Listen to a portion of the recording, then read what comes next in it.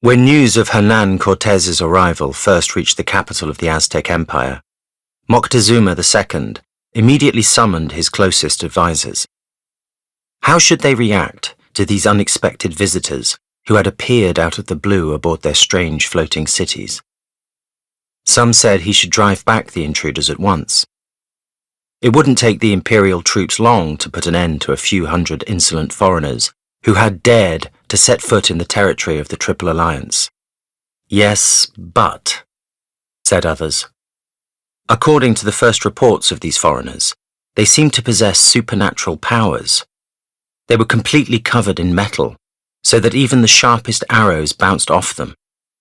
They rode giant deer-like beasts that obeyed their every command, and most importantly, they had special blowpipes that spat fire and thunder, killing all who opposed their will.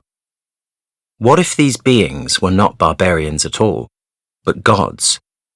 And what if their chief, white-skinned, bearded, wearing a shiny helmet, was actually the banished god, the feathered serpent, Quetzalcoatl, returning to reclaim his lands? Caught between these opposing views, the emperor did what politicians throughout human history have done in this sort of situation.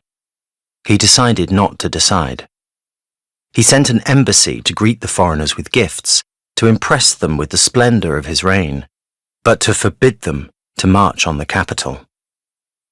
The result of this hesitancy was the same as it has been throughout human history. By risking dishonor in an attempt to avoid war, Moctezuma was left with both war and dishonor.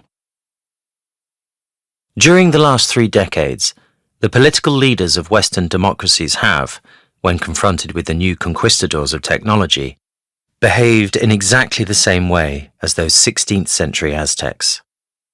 Faced with the fire and thunder of the internet, social media, and artificial intelligence, they have bowed down, in the hope that some of that magical fairy dust might be sprinkled upon them too. I cannot tell you the number of times I have witnessed such rituals of degradation. In every capital across the world, the same scene is repeated.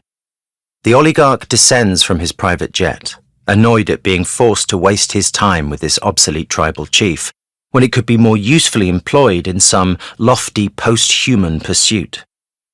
After welcoming the oligarch amid great pomp and circumstance, the politician spends a large part of their brief private discussion begging him to build a research center or an AI laboratory on his territory, before settling for a quick selfie.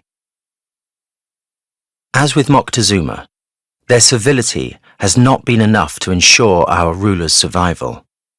While pretending to respect the politician's authority for as long as they found themselves in a position of inferiority, the conquistadors have gradually built their empire. Now the hour of the predator is at hand.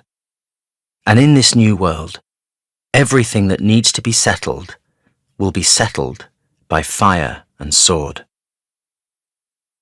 This little book is an account of these events, written from the viewpoint of, and in the style of, an Aztec scribe, using images rather than concepts to capture the dying breath of one world as it sinks into the abyss, and the icy grip of another which will take its place.